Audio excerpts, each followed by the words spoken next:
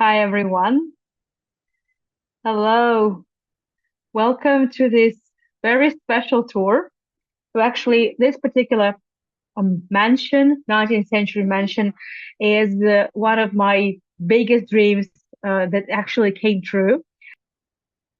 So these are the photographs taken from open sources and also from archives.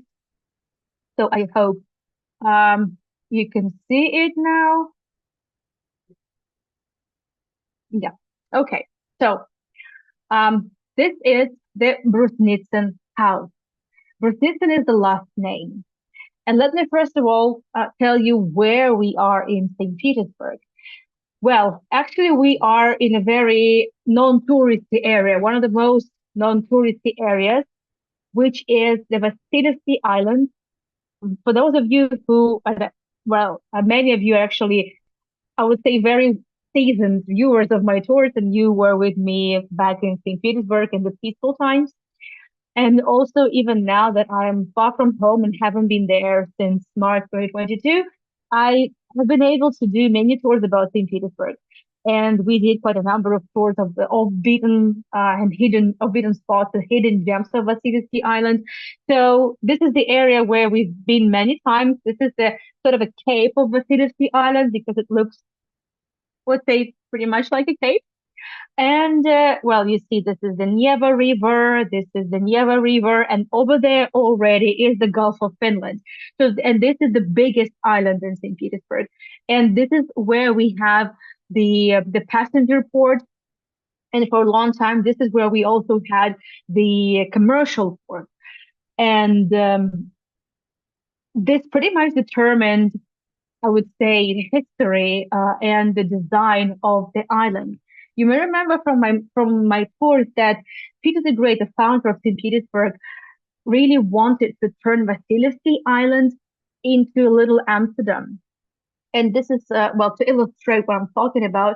You see, this is the kind of the blueprint, the outline of the island, and you see that these roads are straight straight lines. These are not these are streets now, and you know that they are don't really have names. They're called lines. We call them first line, second line, third line, fourth line. Well, but they were not intended to be streets. Actually, they were well. Peter the Great wanted them to be filled up with the water, uh, just like the canals in Amsterdam. That didn't happen, but would say we still kind of remember the remembrance. The city decided to keep the names like that. So these are lines. And well, this is the Cape. This is the famous university embankment with many opulent houses. But actually, we're not going to be here now. We're going to be in a, I would say, quite the opposite area. We're going to be spending time here, which is the industrial zone.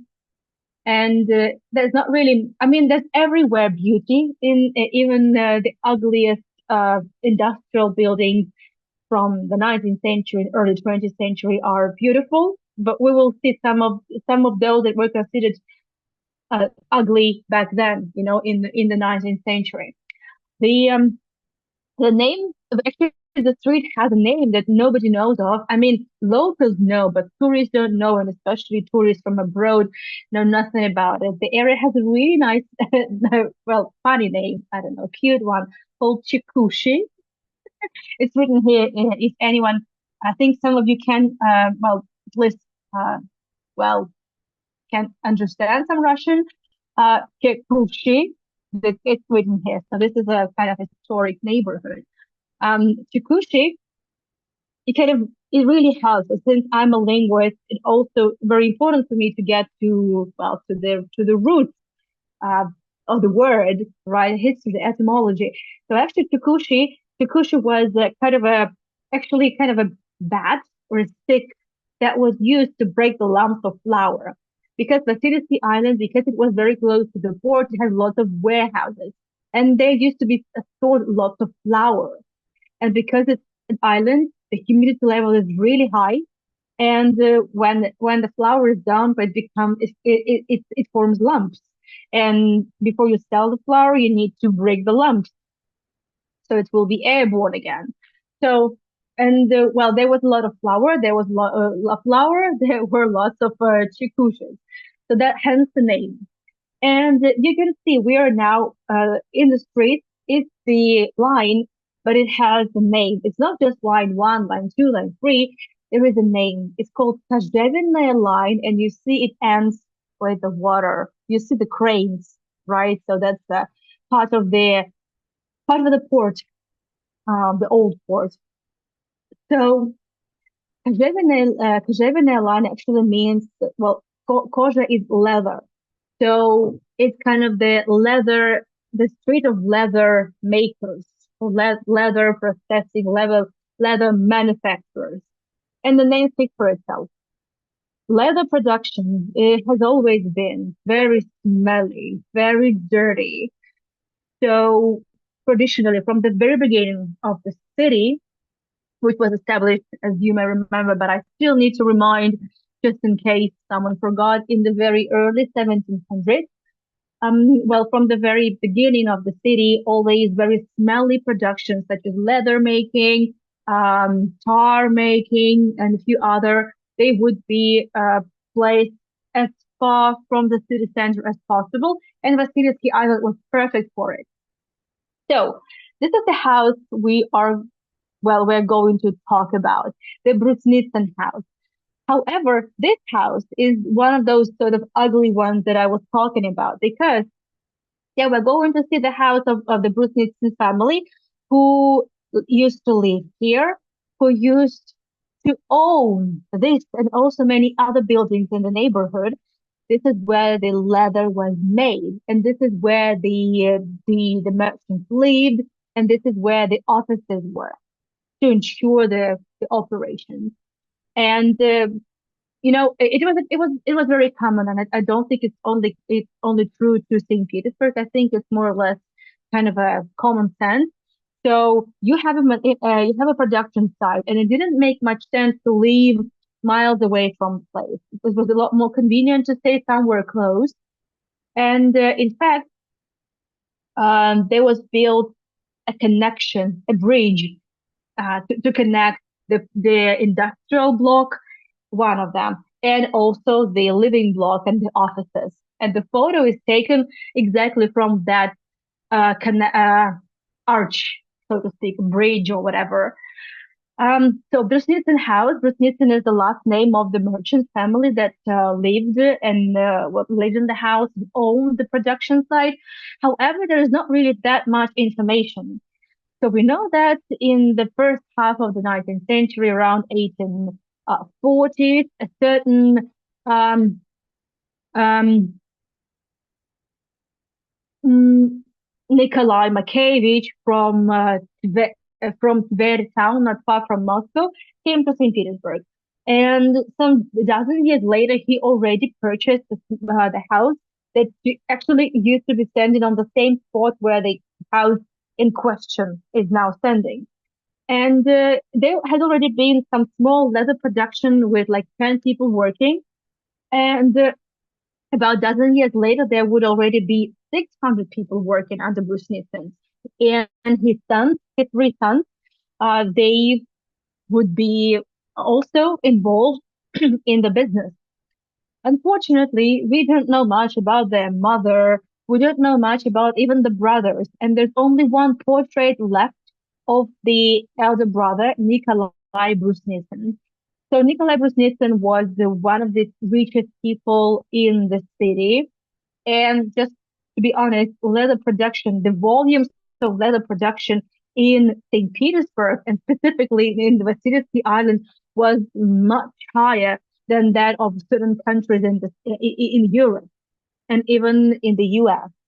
So, well, there were at least 10 leather production sites in Vasily Island only that worked 24/7. So well, Nikolai Brusnitsin he was the owner of a big manufacturer site. He also was in the he was a board member of another leather manufacturer, and he was also one of the shareholders of one of the banks, and he also was well, he wasn't exactly the member, but he was one of the councils in the Duma, well, in the parliament. So he had his fingers in many pies, and he was from a very it was a very affluent family, very well off. We know that there was the middle brother, second brother, Alexander, and Nikolaevich. Well, it's the patronymic name. I just would like to remind you that Nikolaevich means son of a Nikolai Makeyevich. So Alexander, well, he did a lot of traveling. We know that we assume that they also studied abroad, and he traveled a lot. We know that they supplied leather to Europe. Well, so when he was in Sweden, Sharon, by the way, when he was in Sweden, he saw a beautiful yacht dock, and he just had an urge to buy it. And it turned out that it belonged to the Crown Prince of Sweden, and the Crown Prince wasn't really willing to sell it, but Alexander Nikolaevich offered a very good price, and the Crown Prince just gave in. The funny thing is that Alexander Nikolaevich suffered from seasickness. He never really sailed the yacht, but he liked to visit it every once in a while when it was docked in Kronstadt. I know it's silly, but I guess it was just a whimsy, and he had the urge to indulge himself in his whimsy. I guess so. But I don't have photos of the either two of the brothers. Only Nikolai Makevich. So Georgi is the youngest brother, who actually, unlike his two brothers, he lived a long life. The two brothers died in early 1920s, so almost immediately after the revolution. But the but the Georgi died in 1936, and after the revolution, obviously the manufacture was nationalized, and he was no longer the owner, but he was allowed to be the chief engineer of the entire factory, but he wasn't allowed to stay in the house. He had to move, well, to the other district in the city, and he lived in the communal apartment, and he shared his room with his former maid. That's the story. But I think 1936 was a good year to die because, as you know, in 1937 would be the year of purge initiated by Stalin. So I think it's quite clear what might have happened to him had he not died in 1936. Some more authentic photos of this hidden gem. So this is this is the red brick architecture. This is the industrial, kind of a rational Art Nouveau and the brick style. Once the well, I would say in the end of the 19th century, there was great upheaval in everything and also in the design and the quality of construction materials, obviously. So new kinds of bricks, more strong ones, emerged, and it just got a lot easier to build from the bricks, and they didn't need any plasterwork decoration. Oh, by the way, this is the bridge. This is the connection between the mansion and the production block. But it's just one of them, but there were many houses. Yeah, I've been able to find this photo. I have no idea how old it is. I assume it's 1990s, maybe early 2000s. Um, it was a tradition. So the well-off families had to donate. Well, it's not like they were obliged, but it was kind of recommended to donate big sums of money. But it wasn't just donations. They also, unlike many, they took care of their workers. So this is, for example, this is a um, residential home with free accommodation for the workers of the factory. There was, well, I would say it kind of really made sense to take care of your personnel, but not everyone would build the houses, for them to live, and well, let alone making them free. They also invested money in the so-called profit or tenant houses. This is one of the longest residential, ugly, but well, let's say not as ugly as the Khrushchev period residential houses, but this is a block of flats that the Brusnitsin family also invested. But this wasn't for free. This wasn't a charity project. It's just, kind of a way of, I would say, in making investment into very affordable housing. Also, there was built this charity home, which was, I would say, it actually had many functions. There was a school for boys. Well, I mean, the boys of the children, boys and girls. It uh, the boys, girls and boys would be studying in different sides of the building. Uh, kind of a comprehensive studies. They would be the children of the workers of the factory.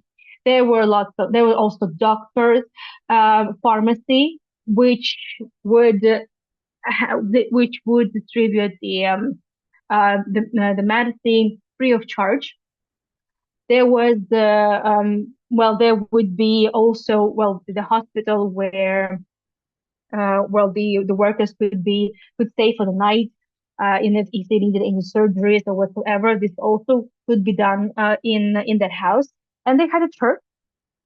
This is the photo of the iconostasis of the uh, in this charity home. Well, luckily, I guess the Brusington house is very lucky. It's been lucky multiple times because the iconostasis survived, and it was moved into one of the churches in St. Petersburg region. So this is it's good news because the church didn't make it to our days. So we're back to the house. Unfortunately, it looks even worse now. Well, but they placed scaffolding on it, so the pieces of plaster and all these decorations and cartouches wouldn't just really fall on the head of the passersby. Um, but from the inside, it still looks okay, and it's authentic. That's what matters. It's authentic. Let's just have a look at see how low the windows are. Actually, do you remember I told you that there used to be a house, small one, that had already had some leather manufacture workshop in it. So it is believed that this section actually is part of that very old house, but rebuilt, but they kind of maintain the level. Plus, the historic layer also has grown a bit, has risen a bit, and there were two entrances. So this was the entrance to the office. So, well, just the office, to manage the operations on the factory. And this was the gala entrance. Right now, above it, you can still see this another hidden gem. I'm not sure if it's a gem, but it's witness of the times. You see hammer and sickle. But I'm pretty sure that before that, so before the revolution, they had the monogram of the Brusnitsin family. We'll see the monogram. So, and I suggest, just entering the house from the gala staircase. And so this is it with now we see the staircase. And you wouldn't believe it, but actually in the Soviet times, this space, so the staircase takes the both floors of the house. The Soviets made it into two floors. I was able to find a photo. It was published by one of my colleagues in St. Petersburg, Roman Vezenin. Um, you see, very innovative. I had no idea. I only learned it like a couple of days ago as I was preparing for this tour. So throughout the Soviet times, here would be still leather manufacture site, and also some activity dealing with the port. So it was offices, and it's really weird. So this staircase, stairway to nowhere, and this is exactly as it was in a better condition. But what you see now, this is all of it. This is what it had. Just see this. This is the Rococo at its best. Look at the abundance. I mean, the excess of the plastic decorations, the atlases, the windows, the arches. I mean, the staircase made from Carrara marble, so the best white marble available. And yes, it looks run down, unfortunately, but it's 100% authentic. Nobody ever restored it. I mean, I can wait for this house to be restored, but I also appreciate that it's still with us. Over there, you see this is a window. Actually, well, now it's not a window, but actually there was a window to a beautiful Moorish room. Well, you can see, right, that there used to be something. Well, luckily they got rid of that um, division, that extra floor that was made here. Obviously, the house has lots of overly decorated rooms because unfortunately this was very common among the merchants, because many merchants were becoming what were from very, um, I would say average families from rural areas, not Moscow or St. Petersburg, and they wanted to show that sophistication. They wanted to show off. They wanted to show that, well, they wanted to boast what they have achieved. Unfortunately, this stained glass is just the foil. I mean, the film, so not the foil, the film. But there used to be some stained glass windows, but they are gone. They are gone. Well, I it was my dream to go to this house. For a long time, it was just closed. There was no business. There was nothing happening. It was kind of in a, well, it wasn't it's never been a condemned house. However, if it goes on like this, it might get one. It might become a condemned one. So far, it's just been neglected. Luckily, in 2014, when we had our wedding, they were allowed some tours and photo shoots, and I managed to book a photographer who had access to this house. So, I mean, I just booked the time, but I had my own photographer who is a very good friend of mine. His name is Alexander Kazanski. I tagged him on all the photographs. I mean, he did a great job, and well, my tailor did a great job. I designed the dress, but this is not the tour. I mean, I had the idea, and well, the tailor just made the dress for me, as well as, well, Misha also had his suit from Harris Tweed, by the way, also tailored for him. But this is not the tour about our wedding. I mean, I don't want to show too many photographs, and you've seen so many of them, thanks to Mark and Shayla, and also me. But I just wanted to kind of show you that yes, this is exactly the house that you've seen so many times on my photograph. I mean, these ladies, they're still looking lovely and they're in pretty good condition because we know what happened to many of the 19th century houses where the Soviet institutions would be housed. I mean, this is not really the worst case scenario, and there is hope. I mean, this looks just nice.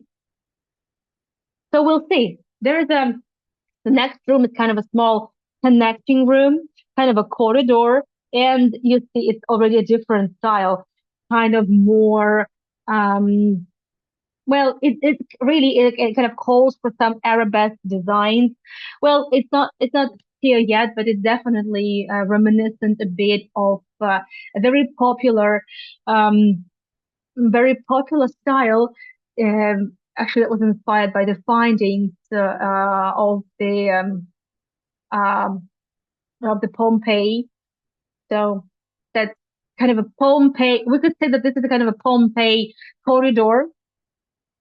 Again, I can't tell if there were any arabesques, but it does look a very Pompeii-ish kind of a corridor. But it's just a corridor, and unfortunately, you will see lots of wires. You sometimes can see office lamps hanging from the beautifully designed caisson ceiling. That, because the Soviets couldn't care less, and nobody would hide the wires. Nobody would bother to hide the air conditioners. No, no, nothing, nothing like that. So, by the way, the ceiling is this is not the imitation of a 3D plasterwork. This is the actual 3D plasterwork. The white hall. I well, I know that there are a couple of photographs of Nikolai Brusnitsin. Well, this is him. And these are family members and shareholders of the factory. It's quite likely that it's quite plausible that there are, some family members, maybe even his brothers. But well, I haven't been able to find any information whatsoever. I guess this is the priest in the church, but I mean in the church in the charity house, but I'm not sure. So there's not really that much information, but there are photographs from different periods. From the Soviet times, there was a photograph taken in the 70s. So, and we can tell that there's not really much difference. Yes, a bit rundown.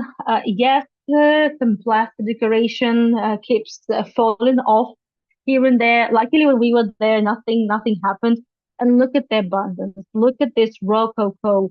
I mean, well, this is the classic example of the merchants trying to show off. But well, there is a taste to it. Yeah, a bit too much to my taste, but still, it's not that horrible, I would say. And needless to say that this house has been filmed multiple times. There were music videos, TV shows, filmed multiple times in the house. Speaking of the mirrors in this room, the mantelpiece mirror is the original one from the 19th century.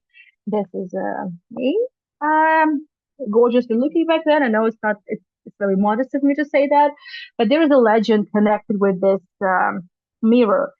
Yeah, now the house belongs to a private somebody like private entity, and it was purchased in the 1990s, in the reckless 90s, when there were so many illegal businesses and some dodgy businesses. And it was of the period when it was still possible to purchase and privatize heritage buildings because there simply wasn't a kind of a database of the heritage buildings. Just so that was easy to do. I mean, there was, some monuments, but of a kind of a I would say the Soviet Union importance, but this wasn't the one. So in the 1990s, to attract tourists, there was a legend made up um, that Brusnitsin traveled to Romania and purchased a mirror that used to belong to Dracula, and then they brought it to St. Petersburg. And some claim that this is that mirror, but it doesn't look like a Dracula mirror. I mean, it's irrelevant, but the story has it that that mirror only brought mishap, and well, the owners decided to place it elsewhere. And according to the legend, the mirror is still somewhere in the basement of the house.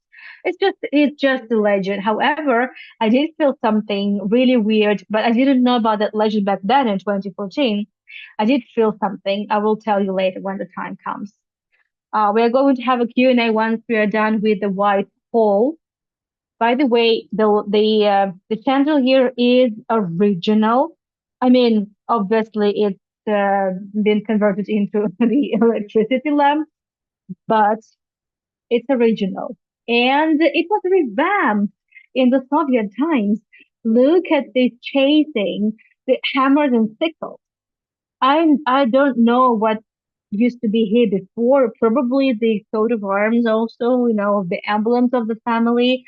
I don't know, but seeing this hammers and sickles on the 19th century chandelier is ridiculous. But it's okay. I'm used to it, and you must be used to it also. So it's not something I would say. that looks too odd considering the context of times. Um, actually, well, some would say that when filmmakers come into historic houses, they destroy it, and it sometimes happens. This is true. Even Marina, my friend from Tbilisi, who owns the 19th century apartment, and where we've done a couple of tours, well, she also would rent out her house to for filmmakers. And sometimes they would actually harm the place. Well, there would be some minor damages, but in case with this house, I think the filmmakers only did good because, we will see it in some rooms. They would lay the linoleum in some rooms to make it look authentic. Because unfortunately, unlike the plaster work, the parquet floors didn't survive at all. And the filmmakers would be searching for authenticity, and they would want it to the house to match and look okay. So they would sometimes do good to the house. Well, I mean, actually, when I was there and we were taking photographs next to this fireplace, and by the way, the fireplace is original and it's Carrara marble, and the similar fireplaces used to be in the Yusupov Palace and in one of the Romanovs' residences. Well, because actually it was uh, kind of a mass market, I would say, of construction materials to save time, not really to save money. Well, yes, it definitely was cheaper than the tailor-made, or designed, fireplace decoration, but that wasn't cheap one for sure. And these two bases are also original. Well, we know that they are all the 19th century. That probably were intended for some sculptures. Well, another lovely room in its, I would say, pristine condition. This is the smoking room. In the 19th century, it was, already, but I'm saying it again, it was a big fad to have Moorish rooms. And it was common to have a Moorish room, to kind of arrange smoking rooms in a Moorish style, like with the shisha, right? And actually, the lamp here is designed to actually resemble a shisha. And I mean, it's all inspired by Alhambra. And at this time in the end of 19th century, well, the Morocco was discovered. I mean, for tourism, and it was just a great, great fashion. And we have quite a number of Moorish rooms and quite a number of houses. Well, speaking of, well, it might seem for a moment that this is the authentic floor, the original floor, the tile. No, there used to be a parquet floor here, and this is just a linoleum. That's what's left by the filmmakers. And I guess it doesn't really look that bad. Can you imagine? Like, this is embossed leather. Um, Look at all these designs and the gilding, and you can see inscriptions in Arabic. Well, I mean, this is just a fashion. So these people were not Muslims; they were Orthodox Christians, but well, it was not about religion. It was about the style. Well, now it's a very dark. Well, I mean, yes, there is a window, but there used to be a lot more windows. So you see here is a one mirror, one window is sealed.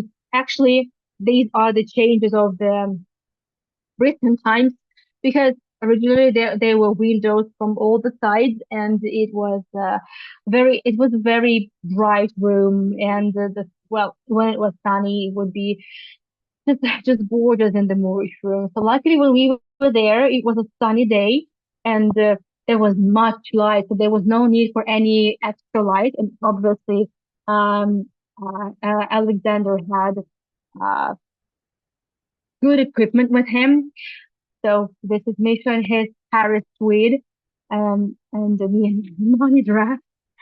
Yeah. So the Moorish room, I think it was probably one of the best photographs of the well entire celebration is actually from the Moorish rooms. So there's another drawing room that survived. I mean, just see this. It's the Rococo. Um, the silk, even the silk survives. Not every room has such a great condition, but this one, we don't know anything about the furniture that used to be here. We don't have any photographs. I haven't been able to find any. And I know, well, I would always be like, consulting from the few of my colleagues that I know that if they don't know that probably if these things don't exist. I've been told by one of the great guides in St. Petersburg, Roman Vizenian, that, well, these are actually the ventilation, but it was all disguised, just as if it was a design. But well, this is the whole, clearly. But I mean, these are the ventilation. Originally, these are the ventilations. Um, the ceilings. I mean, well, even though the ceilings are, I mean, this is all 3D. This is not an imitation. Like you cannot imitate that. But these type of ceilings, normally they look actually very heavy, but this doesn't look heavy at all. This is because of the contrast of the very dark frieze and actually the different levels and different sizes. I mean, of the decoration, of that was added. Um, well, some photographs, and I mean, well, I didn't really. Well, it was a very last minute arrangement because, well, we didn't know like I think it was like 2 weeks before the wedding. I still didn't really have a place where where we wanted to have the photo shoot. I knew that we would be having photo shoots in the palace where we had our wedding party. I mean the banquet where we're going there tomorrow. And tomorrow's tour will be actually, it starts 1 hour earlier than this one, just in case it's not the same time, 1 hour earlier. I did that just also not to, well, yeah. So anyway, this tour is scheduled at a later hour because I didn't want to overlap with the Lily's tour. So well, this room is the least, I would say it's less lucky one. Okay, let's put it mildly. The fireplace kind of survived. The wall is just the plastic from the 1990s, but the ceiling is here.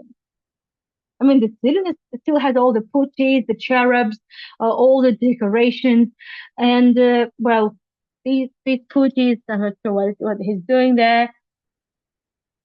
I'm not sure. Sorry, it's not. I would say this is not the best quality photographs as well. I'm sorry.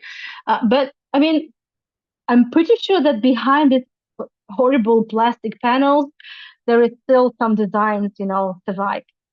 Well, this is what I was talking about. There would be, sometimes really ugly office lamps, just, fit to the 19th century ceiling. I mean, because they couldn't care. I mean, and I understand why. Those are very different times. And in the connection room, well, uh, this is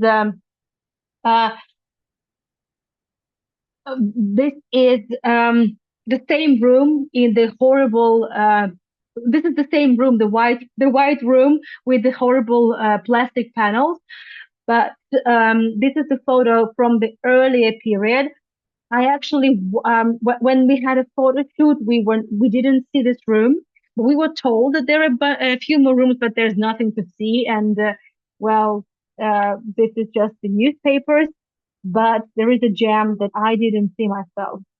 The 19th century thing.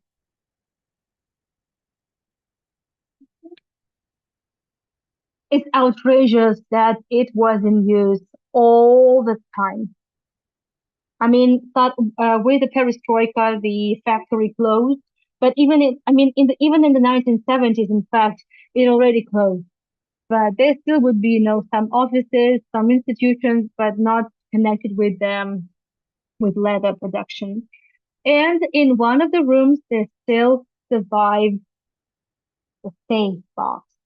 This is a 19th century safe box.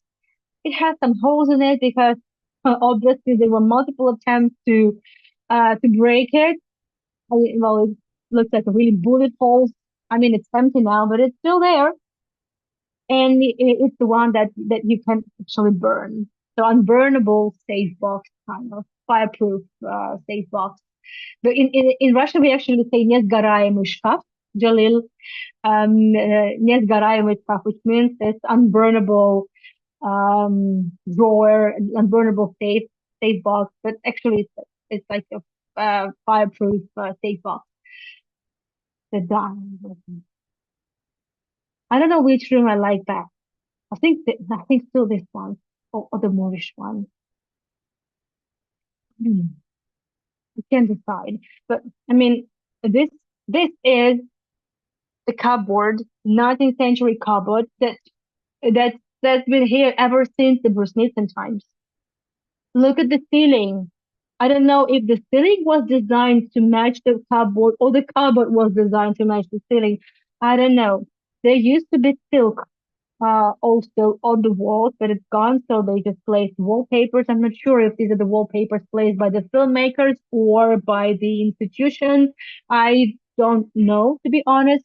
What I know is that the room is still here.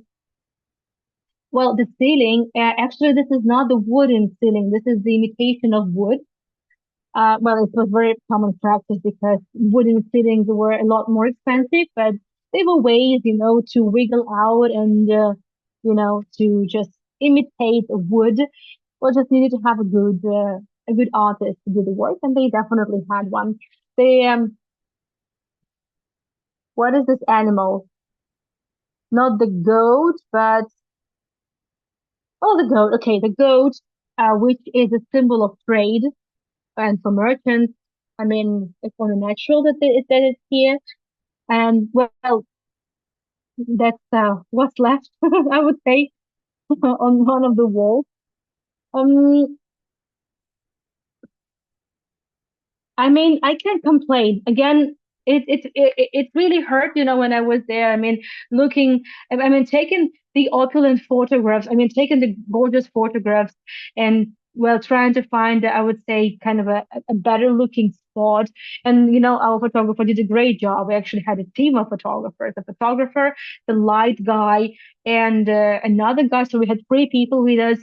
But come on, I mean, it felt a bit weird because it felt as if I was abusing the house that had been really terribly needing care.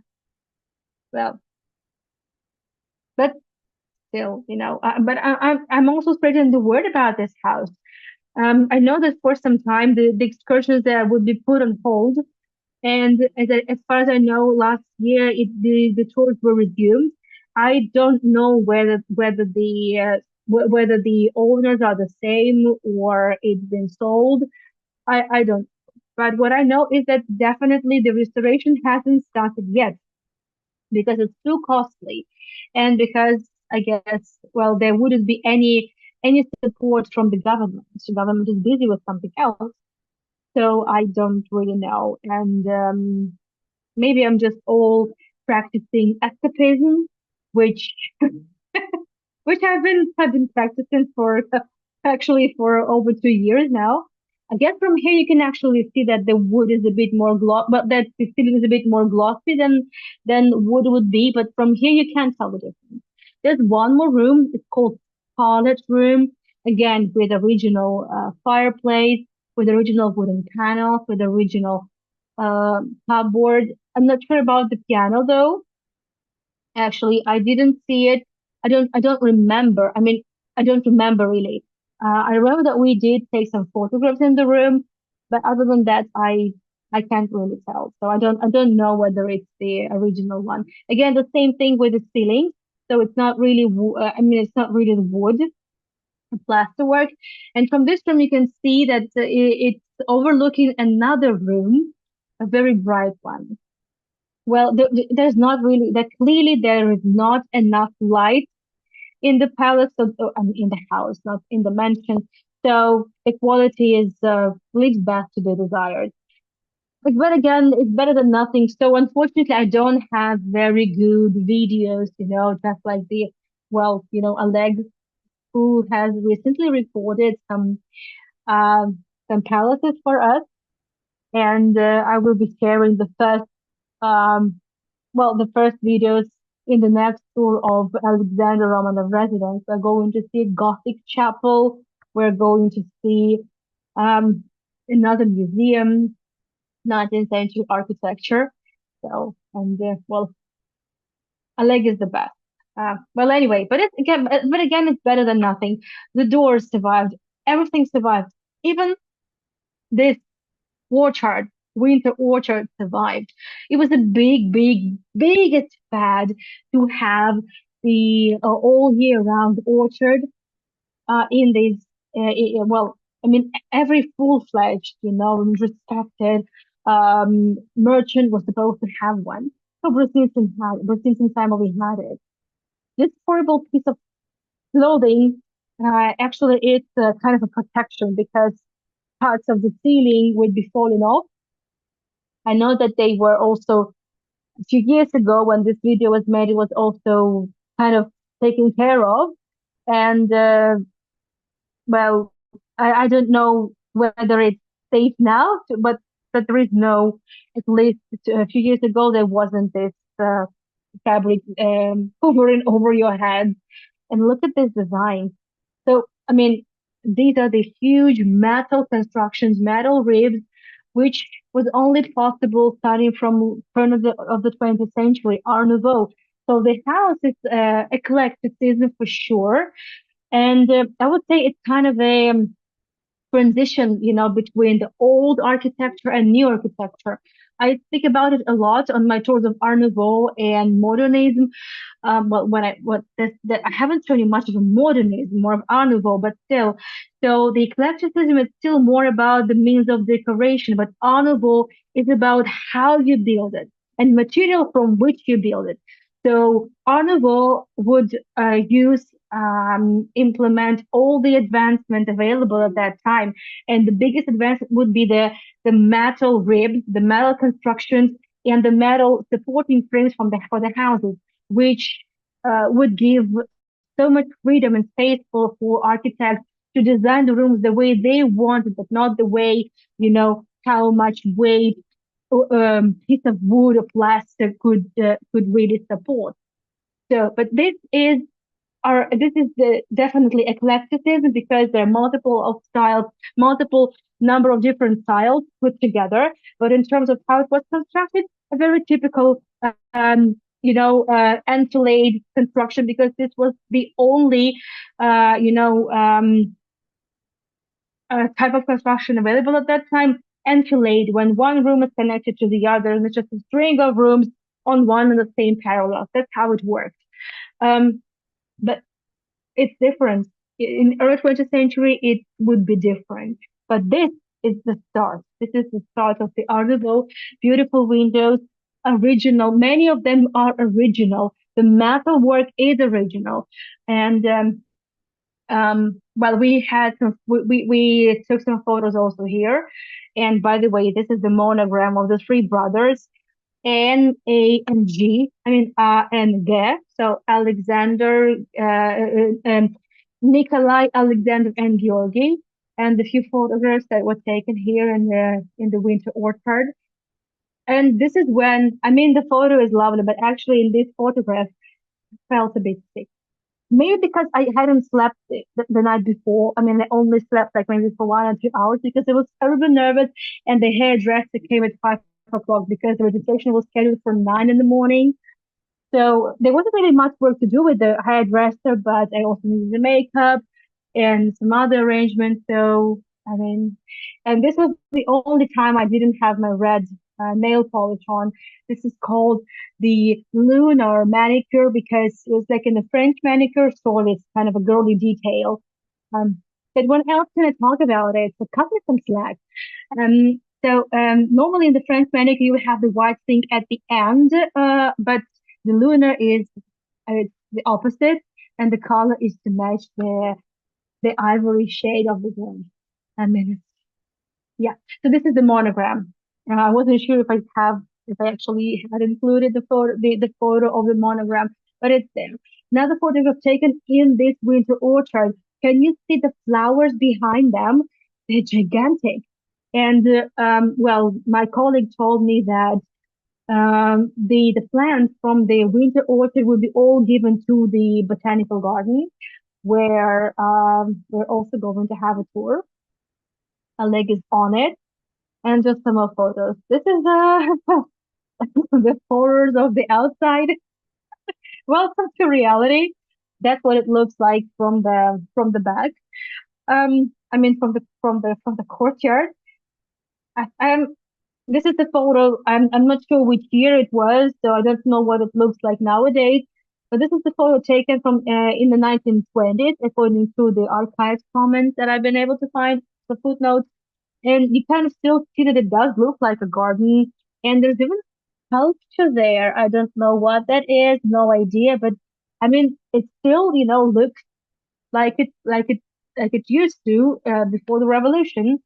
And well, these are just some more service buildings on the territory. Kitchens, laundry rooms would always be not in the main buildings, but in the service buildings. And that's, just a little bit from the outside. Again, this is just photos I saw from the internet. And, that's also the photo of the house. This is a typical mansion, merchant's mansion, because normally the aristocrats and, well, the Romanovs, they were kind of, with a few exceptions, as you know, there is a golden room in the Hermitage in the Winter Palace. Other than that, and a few more rooms, I would say that they were at least a little bit more moderate, modest. They would just, I would say prefer to splash out on jewelry, but let's say starting from the end of the 19th century, it wasn't like that, kind of um, blatantly opulent. Did a professional do your makeup? Yeah, yeah, professional. Yeah, so the makeup. Oh, I have butterfingers. I don't really wear much makeup because I cannot really, all these contours, the highlighters. I'm like, what is it? When I try to do the contour, I look like a ninja or a Native American trying to scare away the eagles. I don't know. So no. I mean, they look lovely, but it doesn't really look good on me. So yeah, I had a professional makeup artist. This weird thing that happened in the room with the marble mantle.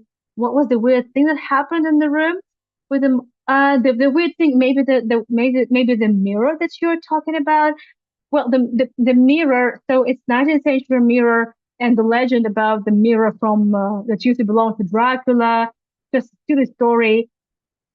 So, some people say that this is the actual Dracula's mirror, but definitely it's not. But I felt a bit what I wanted to say, yeah, before I forget. I felt a bit weird actually in that winter orchard. Again, it could be just because I had been sleep deprived for a few days before the wedding day, which is natural, I think. But I felt a bit nauseous, just about to faint. Nothing happened. I mean, it was good, but actually, it was really kind of really, really weird. But I don't think it's anything connected with the Dracula whatsoever. Yeah, my tiara suits me. Let's imagine it's one of those Romanov tiaras that's lost. Hmm. Thank you, Sharon. Well, you actually helped me bring back so many fond memories of back then, 10 years ago now. Thank you so much for it. And tomorrow, I can't wait to take you to another mansion. And I will schedule another tour of the two other houses where we also celebrated our holiday, our day. Thank you so much. Here are the links, my website, my YouTube channel, where you'll be able to see all the recordings, my coffee, my PayPal, and well, is this is to my supporters. I will be scheduling the Zoom for supporters closer to the end of August, so watch out for the newsletter. And hopefully tomorrow, the general newsletter with the complete schedule will be issued as well. Well, the latest is Wednesday. Thank you so much for joining. Thank you so much for spending this 1 hour, 15, 1 hour, 20 minutes with me. It's been so much fun. Thank you. Really so, it's been so great. Oh, sure, sure. No problem. I totally understand that, it's business, it's just working week and, I don't expect everyone to be available, but that's why I share the recordings too. Thank you so much, and I will see you tomorrow. Bye bye. Thank you, Dolly. Thanks, everyone.